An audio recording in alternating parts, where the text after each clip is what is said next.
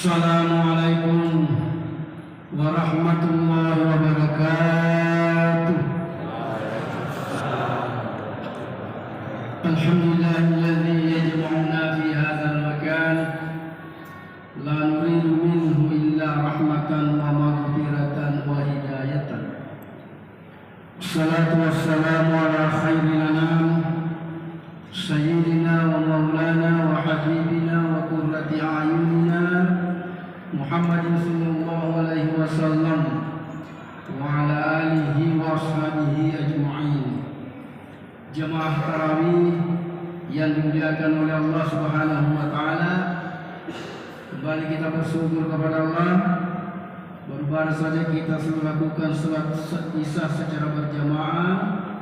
Tentu keyakinan kita, niat kita insyaallah dikabulkan oleh Allah dan dilipat gandakan pahalanya lebih daripada di luar bulan Ramadan.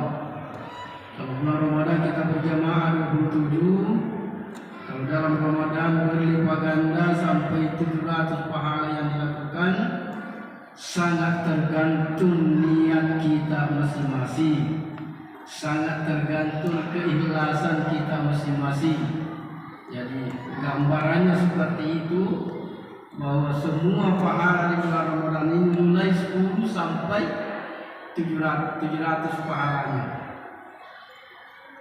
Selawat dan taslim kita peruntukkan kepada junjungan Nabi Muhammad sallallahu alaihi wasallam. Dan insyaallah kita akan teruskan salat tarawih secara berjamaah dan mudah-mudahan bisa dilengkapi dengan salat witir. Karena Rasulullah SAW pernah mengingatkan, man shalla salat tarawih ma'al imam hatta yansarif fa ka'annama shalla lailatan kullah.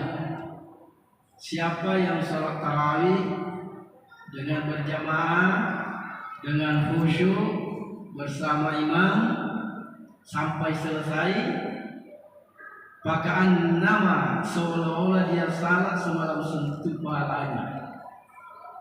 Tapi dia susah tercicir di dua masuk sehingga bersama dan lengkapi insyaallah salat witir berjamaah juga, kalau tidak ya paling tidak di rumah kita. Malam ini malam nuzul Quran, bertepatan dengan 17 Ramadan.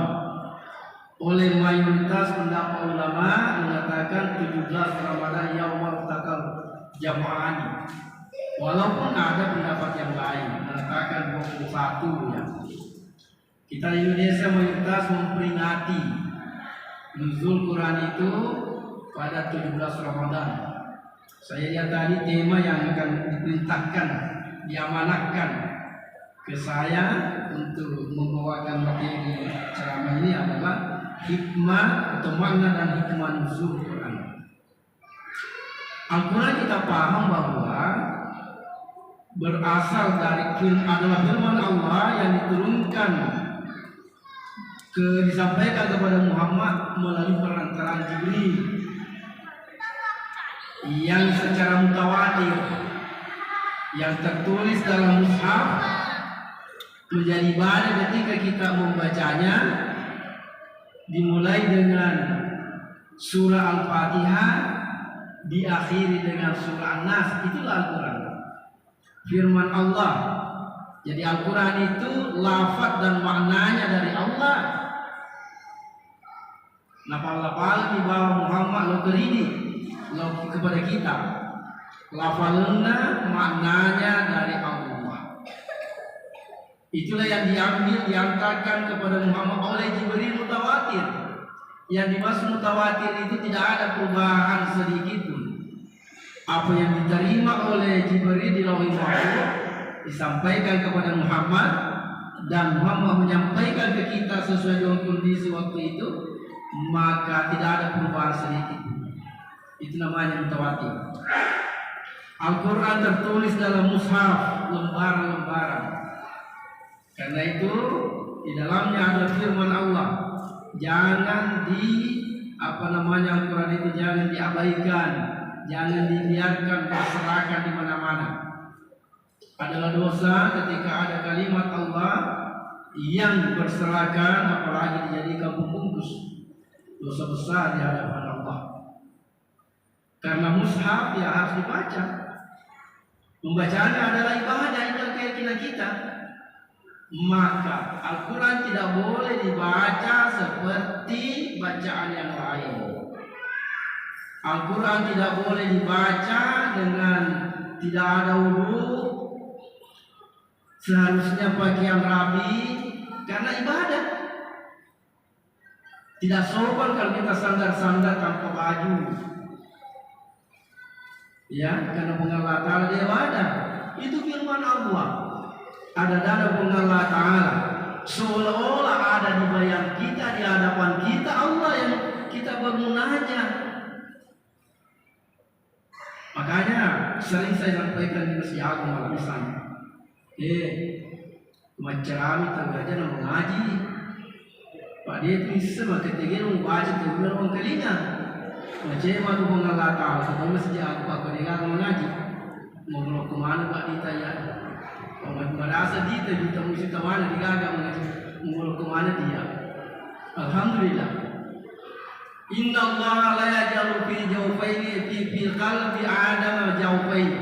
Dia pancaji pengalatan dan lenatinna dua garwan. Dua lubang tidak. Ya tahu. Dua lubang itu salah jadi kita tahu. Mudah-mudahan bapak-bapak ini sama-sama wajib. Saya selalu sampaikan di Masjid Agung tadi mana-mana. Mendengarkan ceramah wajib untuk ilmu. Mendengarkan ceramah wajib, membaca Al-Quran juga wajib. Tapi ada waktu lain, tidak lama kita ceramah. Kita minta untuk ilmu minal mahdi Allah dituntut ilmu pengetahuan dari ayuhan sampai mati. Kok ceramah saja tidak bisa didengar membaca Al-Quran. Allah marah kalau baca Al-Quran, dia mau mewakkan, mau terlihat macam mau telinga. Ibu dan saudara-saudara sekalian, hargailah Al-Quran dibaca pada saat tenang perasaan kita, sehingga Al-Quran itu bermanfaat keberadaannya pada kita. Al-Quran hadir menemui umat Muhammad, berdialog umat Muhammad, dan memberi jalan keluar dari segala kehidupannya. Itulah Al-Quran hadir. Contohnya, ketika para penyembah berhala dulu mulai ke rumah Pokok, penyembah berhala modern, Al-Quran hari mengatakan, Ya ayyuhan nasu u'budu rabbakum alladzi khalaqakum walladzina min qablikum la'allakum tattaqun. Al-Quran hadir menyatakan kepada wahai manusia, A'budu rabbakum, sembahlah Tuhanmu. Siapa itu Tuhanmu? Alladzi khalaqakum, yang menciptakan kamu. Yang disembah itu yang menciptakan kita, bukan yang kita ciptakan. Capun di seorang pada menceramah, mereka menyembah selain Allah. Ya ayyuhalladzina amanu u'budu rabbakum alladzi khalaqakum walladzina min qablikum la'allakum tattaqun. Yang kamu sembah adalah yang menciptakan kamu dan yang menciptakan sebelum kamu, la'allakum tattaqun, agar kamu bertakwa kepada Allah. Hadir menyampaikan kepada umat waktu itu, masih banyak yang menyembah berhala. Yang dibikin baru dia sembah. Jadi kalau ada orang yang alena bima puina palena sampai itu namanya musyrik, itu namanya madodo makelena. Dia nak barakah baca Quranna, mengaji kamu pasangnya di bulan, mengaji lo kamu cuma sumpah di buluan, mengaji lo kamu di kubur mengaji lo kamu di kusimulana, mengaji lo kamu di bubungnya. Illallah tanya pengalatan, maka hadirlah Al-Quran. Hei manusia, sembahlah Tuhanmu yang menciptakan kamu. Jangan saudaramu yang kamu sembah, jangan orang tuamu yang kamu sembah.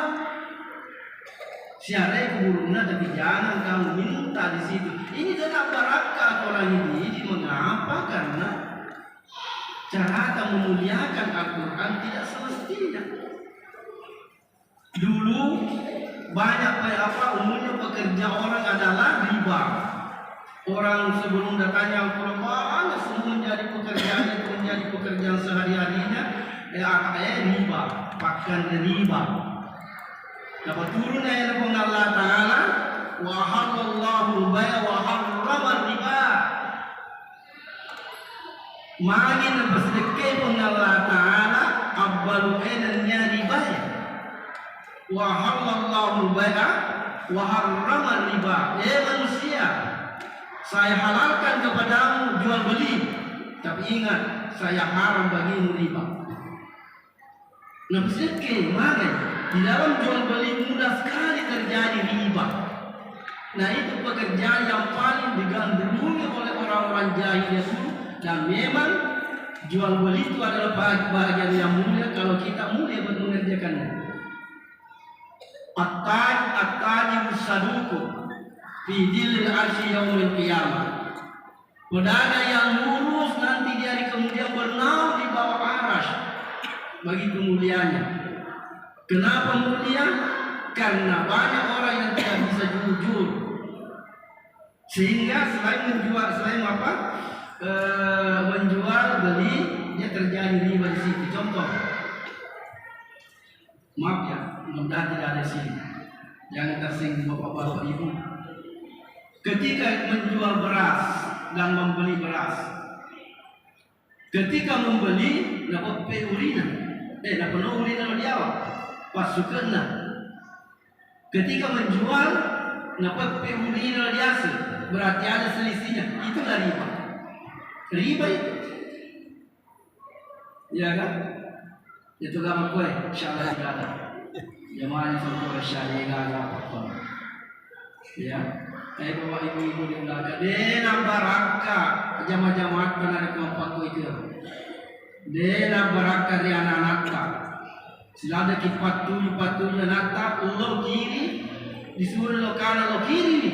Maka yang menjadi anak adalah hasil dari riba kita, jual beli yang tidak benar. Nah, pasleke mengalahkan riba. Nah, sabana orang yang mengukur konon bukan ditawe. Ada satu beli nata kencang ukurannya meternya. Kemakuan dan kekakuran di depan lempu lagi. Ini riba itu. Menjual padi, mohon maaf, ini harus disampaikan. Menjual padi, kalau kena jual padi terus kasih pantai uang yang karungnya, diberikan 1 ember dalam karung itu, riba itu Pak. Apa dampaknya orang riba? Makan riba. Nanti dari kemudian akan dilempar, dia berenang di nanah dan darah, baru dilempar batu. Wa'iyadzubillah. Dalam hadis lain dikatakan bahwa orang yang selalu makan riba akan dibangkitkan oleh Allah Subhanahu wa Ta'ala dalam kuburnya dengan busuk semua anggota badannya. Busuk anggota badan kita bernanah dan berdarah. Wa'iyadzubillah. Mari bapak-bapak, itulah aturan hadis sebagai rahmat bagi kita ketika kita mampu memahaminya, mengamalkan kandungannya, membaca, memahami, mengamalkan kandungannya. Itu sebagian kecil saja yang mungkin bisa saya sampaikan di sini, tapi muarilah kita. Mungkin ada di kita di sini menjual. Makanya di dalam hadis katakan, orang mulia di mata Allah, orang mulia di mata malaikat, orang dimudahkan dalam urusannya. Samhan idza ba'a, mudah kalau dia menjual. Wa samhan idza ishtara, mudah membeli. Mudah kalau dia ishtara membeli. Mudah kalau menjual. Dia nak beli, tidak bohong, tidak melakukan tipu daya dalam penjualannya, tidak mengurangi timbangannya dan lain-lain sebagainya. Wasamma disastara, mudah dari pembeli, dia nak beli, tidak bohong, Kalau menawar barang, dia pergi mengatakan, saya dari tokonya siap 20 milimeter, 30 misalnya dapat lagi 30 10. Bolehkah kalau 20 milimeter? Padahal dia kena jokap. Banyak ibu-ibu yang begini, dan di sini tidak ada. Malam-malam saya bolehkah kalau 20 milimeter? Maka tokoh dia nama tunggai 20 milimeter nasa kalau nanti 30 ikut tidak kurang kita 25 sekurang padahal dia kena boleh tidak samahan nama yang namanya semua melompu mete muda kalau orang dia nak joro-joro samahan isa setara wasamahan isa ketada muda kalau dia membayar utang itu indra cabai wajah cabai. Jangan biasakan kita selalu berhutang. Al-Quran hadir memberikan penjelasan kepada kita semua.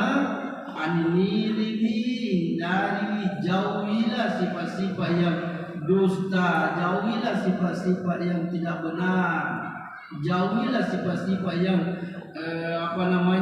menggelisahkan orang. Ta'awanu bil taqwa, bertakwalah kepada Allah.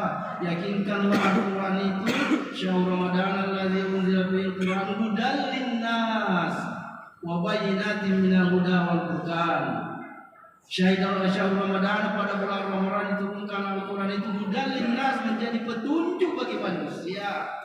Kalau kita dilarang berdusta, tinggalkanlah. Kalau kita dilarang untuk menipu orang kalau membeli, dinipu orang kalau menjual, ditipu orang kalau ada utang kita, tinggalkanlah itu. Mari kita wata'awun saling bertolongan dalam kebaikan. Al-Quran hadir la raiba fihi, tidak ada keraguan di dalamnya. Al-Quran namanya Alkitab. Maka dia Alkitab itu sebenarnya namanya kita akan setengah untuk mengurangi nilai Al-Quran. La haula wala quwwata illa billah. Alkitab nama lain dari Al-Quran. Kenapa dinamakan Alkitab? Karena Al-Quran itu tertulis dalam lembaran-lembaran engkauki. Bahkan ada sekelompok Islam mengganti namanya Alkitabnya menjadi Az-Zikr. Nah, sekitar selagi adalah zikr bukan Al-Quran. Karena ayatnya inna nahnu nazzalna dzikra wa inna lahu lahafidun. Wahai anak-anakku, kalau Anda mendengar itu, az-zikr itu nama lain dari Al-Quran.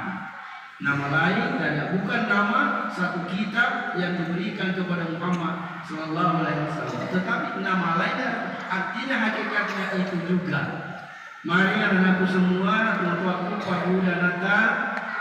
Pakuda nata pertama pesantren kapalan, nanti dia kemudian itu dari kungkan anak lima kapalan dipanggil naik di panggung, baru diberikan pakaian mahkota. Kalau orang tua berkata, ya Allah tidak pantas saya pakai ini, tidak pantas ya Allah saya pakai ini.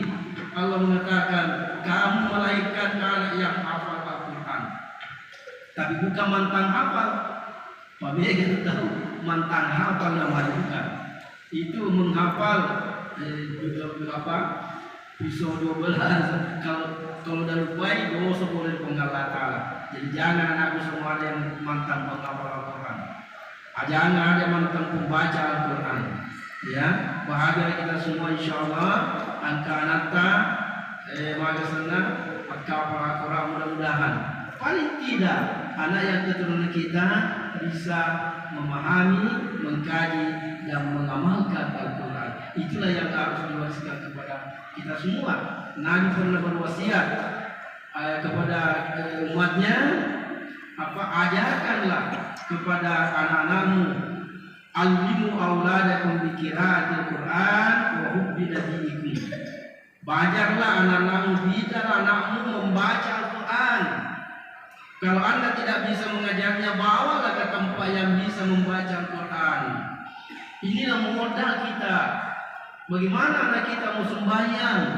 Bagaimana anak kita mau membaca Al-Quran? kalau dia tidak membaca, mengaji ayat sejak kecil. Alangkah ruginya kita semua diberi amanah oleh Allah, melahirkan manusia, melahirkan sesama kita, kalau kita biarkan tidak belajar membaca Al-Quran. Kalau sudah belajar, langsung kita akan membina mereka. Amalkan ini Al-Quran ini. Boleh ketahui pesantren dia untuk menolak berjamaah, boleh ketahui pesantren dia untuk mengaji. Ingatkanlah mereka, karena kapan tidak, maka kita akan menjadi nanti mantan penghuni surga. Mantan penghuni surga, ada orang yang masuk di neraka, di surga, tapi adanya keberatan. Mana ketemu kamu surga, dia kena surga mengaji, dia tahu di neraka, dia kena surga sempajang. Kenapa dia bisa masuk surga? Lalu mereka dipanggil oleh Allah. Kenapa kamu tidak pernah mengajar anakmu, tidak pernah membimbing anakmu mengaji, membaca Al-Quran, tidak pernah membimbing anakmu salat? Kalau jawaban kita tidak pernah, maka kita akan masuk juga di neraka, walaupun tentu tidak akan kita sesuai dengan kesalahan kita. Mari bapak-bapak dan ibu-ibuku memaknai malam nurul Al-Quran, menambah kecintaan kepada kita kepada Al-Quran. Siapa yang membaca satu huruf Al-Quran di luar Ramadan, 10 pahalanya. Maka Quran harfan min Al-Quran. Siapa yang membaca satu huruf dari Al-Quran akan mendapatkan 10 kalau di dalam Ramadan akan berlipat ganda. Walau aku alif lam mim harfan. Saya tidak mengatakan kata Rasul Nabi alif lam mim itu satu huruf, tetapi alifnya satu huruf, mimnya satu huruf, dan alifnya satu huruf. Itulah kira-kira gambaran mulianya kita insyaallah membaca Al-Quran. Hadirin yang dimuliakan oleh Allah, perbanyak masih tersisa 13 hari. Bukan saya tarik tidak mengenai Bapak Ibu membaca Al-Quran. Sekali lagi, kalau ada ceramah, ingatlah dulu itu nanti sebentar kita mengaji sehingga terpusat apa yang disampaikan. Semua yang disampaikan, apakah kita setuju atau tidak setuju, dapat pahala di sisi Allah. Atau itu macam macam itu baca apa? Jangan. Mereka setuju dinikmati makhluknya apa kita tak mendapat pahala mata, mendapat pahala telinga karena mendengar kalimat-kalimat kami walaupun mungkin berbeda pemahaman kita. Jangan celah orang yang menyampaikan kebenaran. Jangan melihat sinis orang yang menyampaikan kebenaran walaupun kebenaran itu tentu akan berbeda, mungkin berbeda dengan apa yang kita pahami. Tapi kita mendengar, insya Allah akan mendapatkan pahala. Mudah-mudahan apa yang saya sampaikan pada malam hari ini akan bertanya. Allahumma bikilatul karim. Wassalamualaikum warahmatullahi wabarakatuh.